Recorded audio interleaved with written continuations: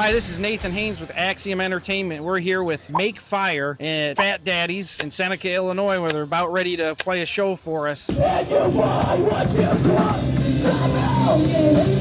Because there's nothing left. Leave me with I'm lost without.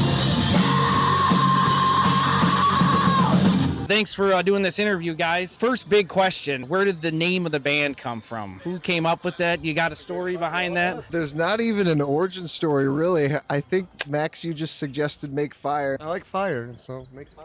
We have to live up to the name, though. We have to make some fire music. So hopefully that you guys will be the judge of that. Yeah, I definitely think the logo hits home. It's subtle, but it just drives home a point. So, and I've noticed in all your videos that there's kind of an evolution to the logo. So, Little evolution. We're still trying to figure out exactly what we want. We have like the baseline, and now it's just, yeah, like you said, subtle evolution, just playing around with it. okay, and then where are you guys all from? Where did the band originate from? Are you guys all from the same place, or? Oh, I'm from Chippewa Falls, Wisconsin, small town, USA. Can you say that one more time? Chippewa Falls, Wisconsin. Oh, I like the accent. It's, too bad there's not any Liney's here to celebrate that's in my garage. It's one of my favorite beers. So the red lager and then the original. That's pretty awesome. So you guys are all from Chippewa Falls? Born and raised Chicago. Okay, all right. So a local guy here. I'm literally from all over the place. I was in Chicago for the longest time. I'm in Wisconsin now, to make it short. Well, I mean, I'm an Illinoisan, and I might say that's a slight upgrade. As long as you're not a Packers fan, we're good. And yeah, I grew up in Greenville, Illinois, but I live in St. Louis now. Okay, all right. Well, we got a cluster of Midwesterners here. So Boys. I did notice some things from Chippewa Falls, so I didn't know if the whole band was there. So it's good to get a background of you guys. What got each and every one of you guys into music? I want to know what got you into music, and maybe what song or what band, or when you guys decided that this is something that I want to do with my life. This is it. Max, he was born an infant with a guitar in his hand, and he hasn't set it down since. Yeah. I guess life got me into music where growing up, I had two older brothers that played guitar, and I always wanted to be just like them. I thought it was the coolest thing to see them play a guitar solo, so I'm like, I want to do that. And then I saw other bands, and I'm like, you see people going to these shows, and they really connect, and just music brings people together, and it can change people's lives. So it's like, I kind of want to do that. You know, just I want to write music that people can resonate with, and music that people can feel, and music that makes people move. Yeah, and as someone that has attended hundreds of live shows, music, there's nothing that connects like with the soul than music, and then knowing somebody on stage that wrote a song that can connect with me and the crowd and you know, you've never met, but that song just resonates with your soul. Music really is magic. That's a great way to describe it. I got into music really early on. There's a video of me reenacting the scene from Back to the Future where Marty's playing Johnny B. Good.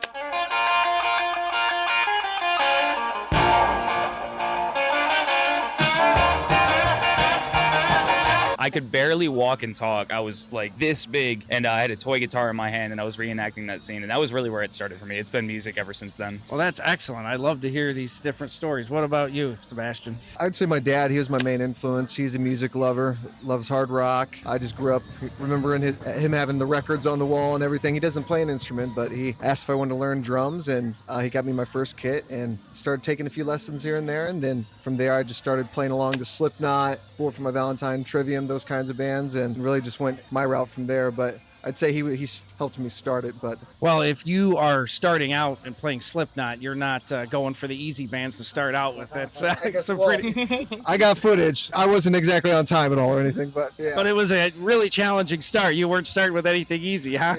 Yeah. Just need something where I can hit the drums as hard and loud as I can, and that Slipknot does it. So. Well, that's interesting because I'm similar to your dad, where I've loved music my whole life, but I've never a musician. I've tried it. It's not something. But as a consumer, I can feel it, and I know what's great with music. So this is something that I stepped out and decided to do because of how much I love music. I want to connect more with music as much as I can connect with music. So let me hear your story, Joel. My passion was sports, and then I got in a hair bit of trouble and had to move to music because I got kicked off my high school teams because of a little incident that happened. So then I took up music and got into like your Motley Crues and your Judas Priest, bands like that, Queensryche, you know, a lot of bands from the 80s I liked. I mean, it was a blessing just to get into music because it's now my passion and I love it. A lot of people, they kind of put sports in at this like top of the pedestal, but I think music kind of connects with more people than sports does because it doesn't matter any of your background. So it's just do it longer in life too. You know, a lot of times when you're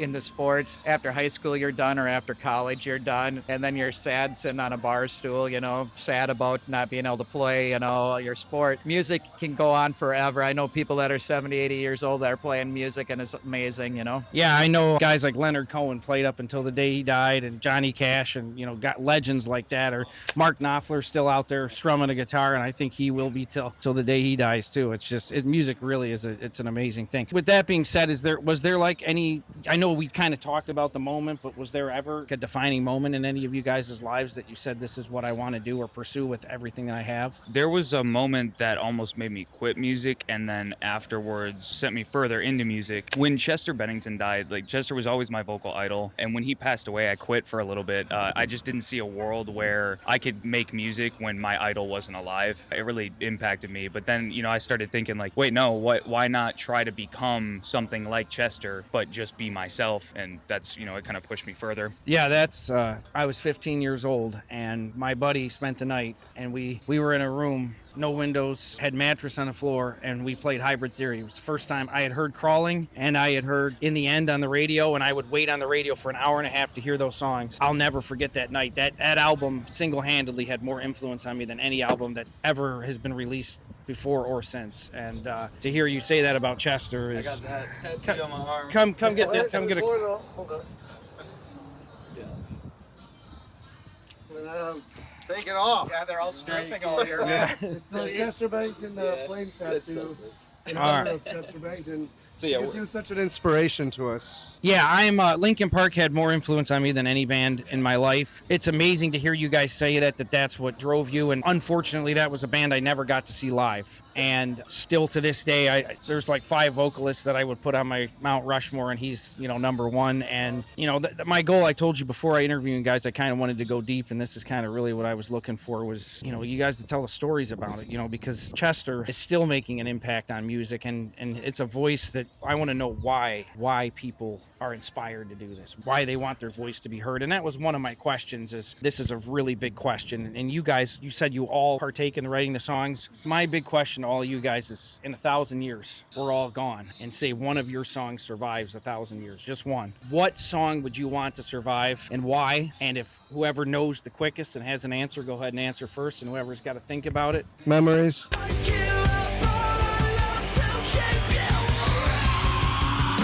So Memories is about losing a loved one to dementia and just going through the process of seeing someone deteriorate. And I feel like a lot of people can resonate to loss in life. So I think it's something that can really move people and make people feel. And I think it just really helps for people to listen to music like that, just like Linkin Park. So I would pick that song for that reason. Yeah, and for me personally, that song's resonated with me the most. I've listened to all you guys' songs, and that song and the music video was, it hit home. And when you can make a music video that has a meaning to it, I think you can touch a lot of people in an amazing way. Mine's definitely Ghost. The ocean of black dreams, them tearing in my own seams. Don't seem like you believe that I'm worth saving.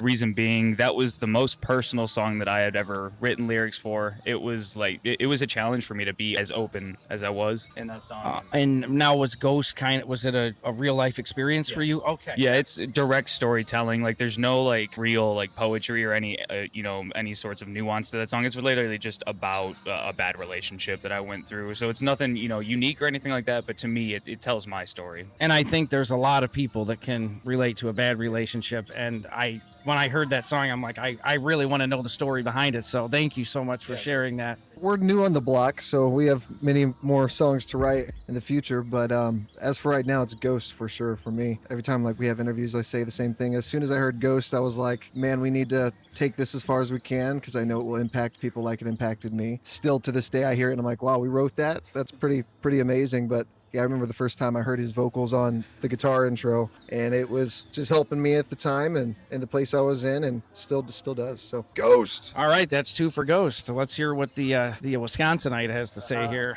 Well, I'm going with Dog Tags. Through it all, I miss my brothers and not my post. Dog tags just because I love that the military, I love the people that let me do what I do, fight for our freedoms and protect our country. I'm very pro-military, and Dog Tags is a song because without them, I would not be able to express myself personally in the music industry. And I love that they submitted so many videos and pictures for the video Dog Tags, so that's my favorite. I'm friends with a lot of military guys. I haven't served myself. My grandpa was in Korea, but I can appreciate that. And I know for military guys, there's a lot of, isolation and loneliness that they fight. And sometimes musicians being able to relate to them when they're stuck overseas. I have a buddy overseas right now, and those little things can really help get them through their deployment and help them get back to home to their families. So, yeah, thank you guys so much for going in depth with that. I really appreciate your openness. Ghost, remind me, Ghost is the one that takes that dramatic pause in it, right? Yes. Yes. In the just before the choruses. Yes, the dramatic pause in Ghost is epic. It emphasizes it, and then it just slams. You have him to thank for that, because there were like two options that we were going for, and I was actually fighting pretty hard for the other option. Now in hindsight, like, I'm really glad that we went with that version, because it seems like everybody really likes it. So that's him right there. No, it really stands out. It's like there's a pause and then boom, it just hits you. So my last question for you guys before we let you go perform. You guys have done interviews before. Is there a question that you would like someone to ask you that people don't usually ask you? So I'll let you guys all think about that, like something that you wish somebody would ask you about, even personal life or music or anything. So I'll let you guys think about that for a minute, and whoever wants to answer first can go ahead. I guess it's not really a question, but it's something that comes up a lot where new people that want to learn their instruments, so many people are negative and say, get a different hobby, get a different career, don't follow your dreams. I wish, they would just ask a question, why did you follow your dreams? Because